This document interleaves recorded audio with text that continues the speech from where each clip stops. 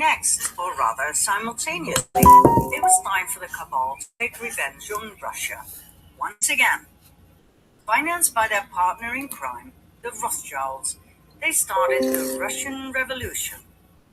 Their pawn and frontman, Lenin. His real name, Vladimir Ilyich Ulyanov. Every historian will agree on the fact that Lenin was heavily influenced by Karl Marx, the founder of communism. But Marx wasn't Russian. He was German. Lenin was Russian, but as he spent many years in exile in Finland, Switzerland, England, and Germany, he had become almost a stranger to Russia at the time the first part of the Russian Revolution broke out in February 1917.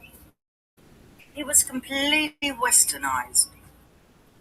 Marx had inspired him massively with his 1848 pamphlet, The Communist Manifesto. Lenin wasn't just inspired by Marx's communism, but also by his Jesuit background. Marx was trained in Germany at a Jesuit school, and after that, he was tutored by Jesuits in the British Museum on tenets of communism, as confirmed by ex-Jesuit priest Alberto Rivera. Another source of Marx being a Jesuit coadjutor, an assistant bishop, is Otto von Bismarck, who wrote in the North German Gazette that Marx was under control of the Jesuit priest Peter Becks, then Superior General of the Society of Jesus. And there was more Jesuit influence on Lenin. His right-hand man, Felix Dzerzhinsky, who was the head of the Soviet secret police, was a great admirer of the Jesuits. Furthermore, Lenin formally readmitted the Jesuits into Russia in 1922, which is rather strange, as religion was prohibited at that time within communism. But then again, was it strange? The origin of communism lies in the Jesuit ideology, as confirmed by many historians. The Jesuits in the 17th and 18th centuries perfected the first system of communist governance in their reductions in Paraguay. In the New Advent Catholic Encyclopedia, it reads on the conditions of property, the economic basis was a sort of communism. The land and all that stood upon it was the property of the community. The land was apportioned among the caciques, who allotted it to the families under them. Agricultural instruments and cattle were loaned from the common supply. No one was permitted to sell his plot of land or his house. Very communist indeed. We will see later on in this documentary that even the term social justice was invented by the Jesuits. The first man to name it and write about it was the Jesuit Luigi Tabarelli d'Azeglio. Lenin was a Jesuit puppet who was pushed forward by the cabal to destabilize and destroy the country. He hated Russia and the Russians. Some of his most famous quotes are, "I spit on Russia." While the state exists, there can be no freedom. When there is freedom, there will be no state. And may 90% of the Russians die and let the other 10% live under communism. The Russian Revolution was a Jesuit attack on the country. Their motive? Revenge. Their pawn? Lenin. Their tool? The Bolshevists.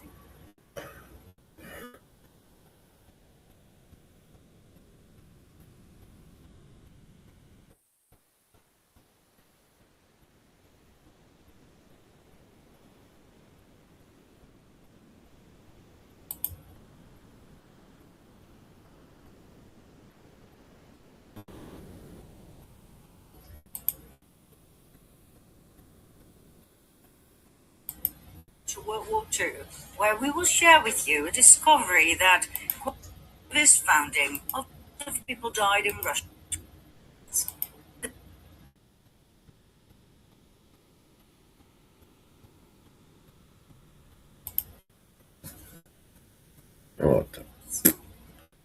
They were the equivalent of the Jacobins during the French Revolution. Millions of people died in Russia between 1917 and 1923, the year in which the Russian Revolution ended with the Bolshevist founding of the Soviet Union. Now, before we move on to World War II, where we will share with you a discovery that, quite frankly, knocked us off our feet, so keep watching, we will first take a look at a chain of events in the US. Maybe you remember from part 2 of the previous series that in 1913, the US Federal Reserve Bank was founded, the mother of all banks, owned by several cabal families, among which the Rothschilds. Remember what happened to the 3 wealthiest and most influential opponents of the Fed? They conveniently died when the Titanic sank. Less than a year later, the Fed was a done deal. In the US, at that time, about 21,000 banks did not yet fall under the jurisdiction of the Fed. That was, and still is, an absolute lethal thing to do. One might as well commit suicide, as history has proven over and over again, worldwide. In 1914, World War I started, 1 year after the establishment of the Federal Reserve. Between 1914 and 1919, the Fed doubled the money supply, causing a nationwide increase in lending. In 1920, it shrank the money supply, and 5,500 competitor banks went bankrupt. They were bought by the Fed for next to nothing. Between 1921 and 1929, the Fed increased the money supply again.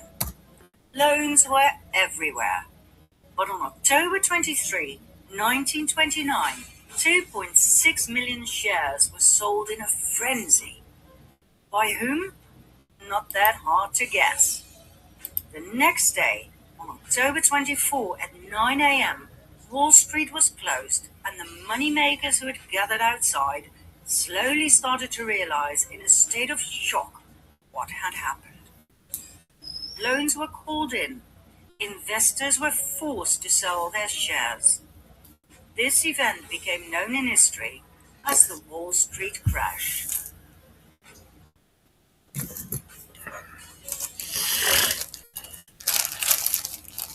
The Wall Street crash brought the rest of the world on its knees too. 16,000 competitive non-Fed banks went bankrupt. They too were bought for next to nothing. It was called the greatest robbery in history. But it wasn't enough. The Fed reduced the money supply even further by 30%, causing starvation throughout the US.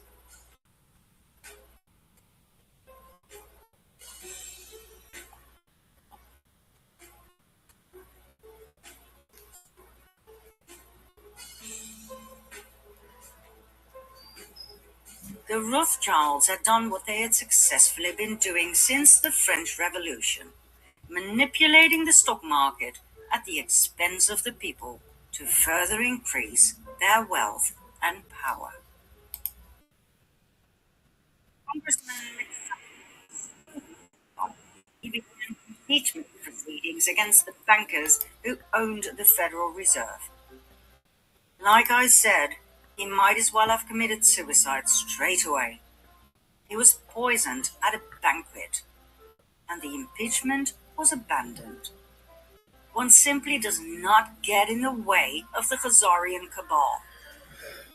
4 years after the Wall Street crash in 1933, on the pretext of getting out of the Depression, the banks persuaded the government to carry out a national gold seizure on penalty of imprisonment for 10 years. That's right. Under pressure of the Fed, President Roosevelt signed Executive Order 6102 to make the impoverished American people give up their gold. They had nothing left. With the gold standard gone, the cabal had no more limitations on how they could money supply. It's absolute dominance.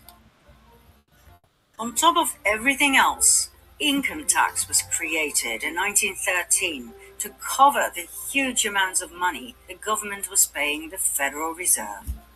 Like we said in part 2 of the previous series, income tax is illegal. We were just never told. One of the dire consequences of the Wall Street crash was that the Fed called in all international loans. The country that was the worst affected was Germany. After World War I, the country had to pay reparations to the victims, for which it desperately needed the loans, as well as for rebuilding the country and the economy. When the Fed called in their loans, the German economy collapsed. The country dived into a deep depression. That same winter, about 2 million people were unemployed. Less than 3 years later, that number had tripled, meaning a staggering unemployment rate of 40%. The government's expenses to support these people went through the roof. The Chancellor cancelled unemployment support in a desperate move, which made things even worse. More chancellors came and went. Nobody knew what to do with this mess. People were losing faith in democracy. Music to the ears of the cabal, and sought help from extreme left, the communists, or extreme right, the Nazis. In January 1933, Hitler became Chancellor of Germany. Although he had a majority of seats in parliament, he did not have the absolute power he desired. Conveniently, only 4 weeks later, the Reichstag, home of the German parliament in Berlin, was set on fire, allegedly by communists. Hitler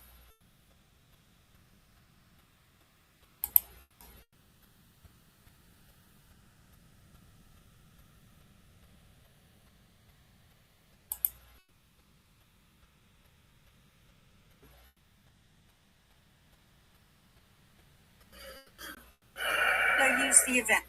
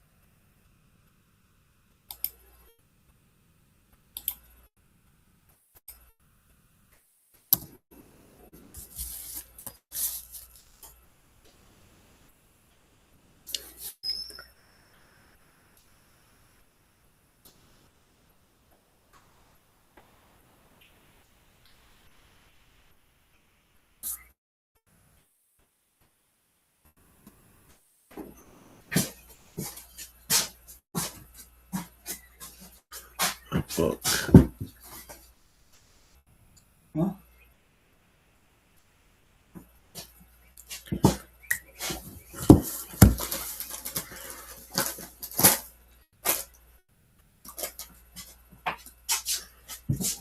Okay.